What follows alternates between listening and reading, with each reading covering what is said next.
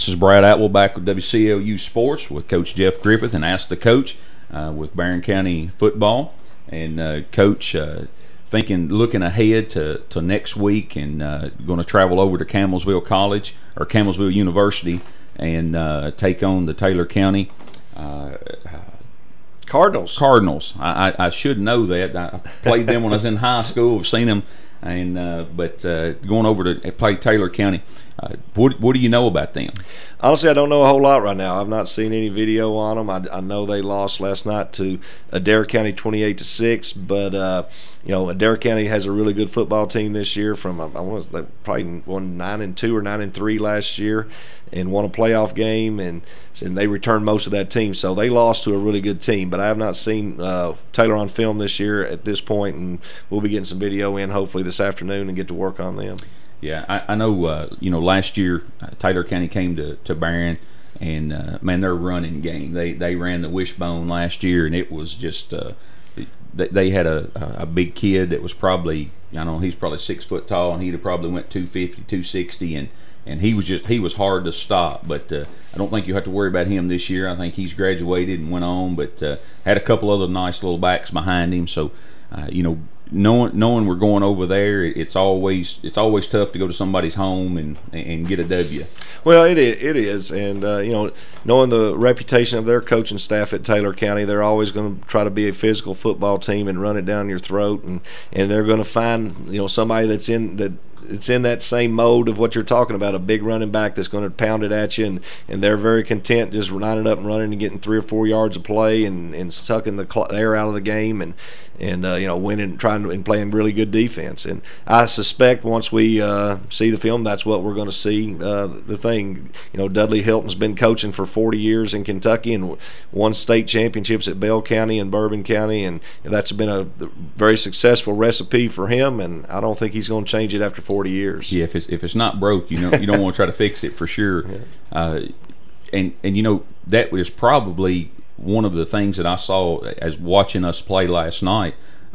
Just like what you had said earlier on, the run defense we had last night was very effective, and then they were finding that soft spot. Looks like in the middle of our defense is where where we started getting hurt at there in the second half. But Midcalf just could never get anything going in that run game, and so it's good to see that defense was just there to stop the run last night. You could tell what you guys had focused on. It was, it's kind of coach cliche to say, well, you got to stop the run and run the ball in order to win. But that's the way it is at every level of football. That's what everybody says. You got to run the ball if you want to win, and then defensively stop the run. And certainly we loaded up the box last night and was going to, if they were going to beat us last night, they were going to have to throw it.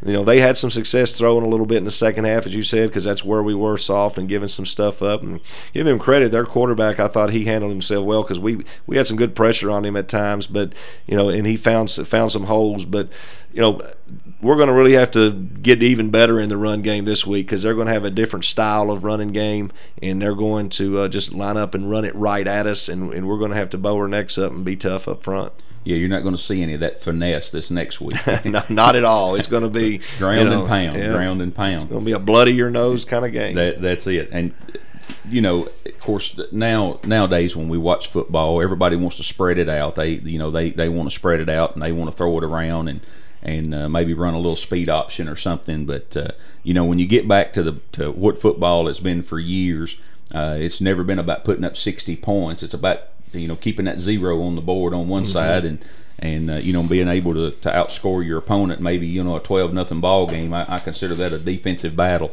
and so I have a feeling that's probably what we're going to see come Friday night. Well, I think that like I said, I've not seen them on film at all, and knowing their style of play and what we're trying to do on our side, I mean, I think it'll be probably be a low scoring type game, and it'll come down to turnovers in the kicking game. And as long as our kicking game is solid and we don't turn the football over, we're gonna have a chance to win. Let me ask you, Coach. I guess probably might have should ask this in the first segment, but just looking forward to next week, what are your key things you see that man we've got to work on this? Well, I think I don't know if we can get in better condition in a week. I mean, obviously we're going to work on that a little bit and try to get in better shape, because I do think we got tired, particularly our big guys got tired last night, because, that was the first time we had played 4 full quarters. In our scrimmage, you don't really – it's a running clock type thing, and for the first 3 quarters, and it was one of those things where I think our conditioning suffered. But some of the things they were getting in their passing game last night, we knew there were going to be holes, but we had some breakdowns where we just didn't do things the way we were supposed to do them, especially late. And I think that was probably some conditioning part with our secondary guys and loss of focus. And you can't do that. You got to play for 4 quarters. You can't play for 3 quarters or 3.5. You've got to stay focused, stay on task, no matter what the score is, whether you're up 20 or down 20. You got to continue to get better and stay focused. I thought we lost a little bit of that defensively last night in the second half, and offensively, same thing. We had some breakdowns in our offensive line. That we've just got to stay focused and play hard and play through a little fatigue, and I think we will. It's just one of those things that, like I said, it was a first start for a few of those guys, and they've got to get better. Well, and that, a lot of folks don't understand that, and when you're coming in and you've never seen another big boy across from you that's quicker than you are, that's possibly stronger than you are, it's hard to know what to do with him, and especially if they start mixing it up. I mean, we're talking about 17, 18-year-old boys here, and you see it in the NFL all the time that they really don't know how they're going to block that guy. Well, and it's about learning how to adjust to how that guy's playing, and if in some of these guys' cases, it was their first time starting on our offensive line, and they really didn't know how to handle what was happening. Whereas if they had some experience, they're like, well, he's doing this to me, so I'll try. It's kind of a feeling out process, and like I said, we'll get better with these things, as each game passes, and hopefully improve. Well, folks, travel on over next Friday night over to Campbellsville University as the Barren County Trojans take on the Taylor County Cardinals.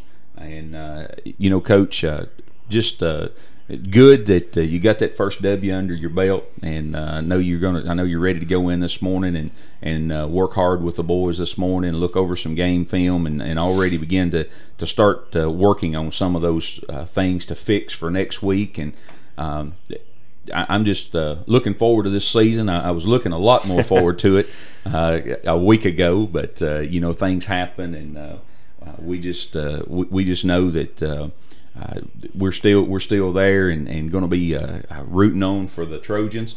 And so again, folks, if you'd like to check out the podcast of Ask the Coach each week, WCOU will post that to their podcast with game film from last night's game, and the show will air live on the radio. And you can watch that video at watchwcou.com, or you can just go to wcouradio.com and click on the video link.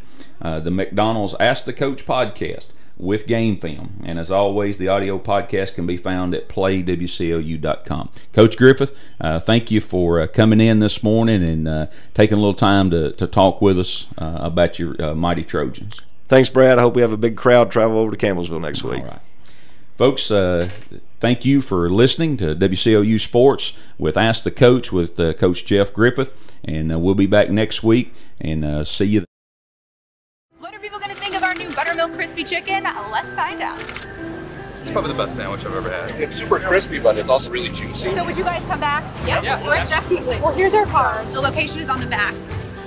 It's McDonald's? What? What? Oh, get out No way. Wait, seriously? Try some buttermilk crispy chicken. It's right around the corner at McDonald's. Buttermilk.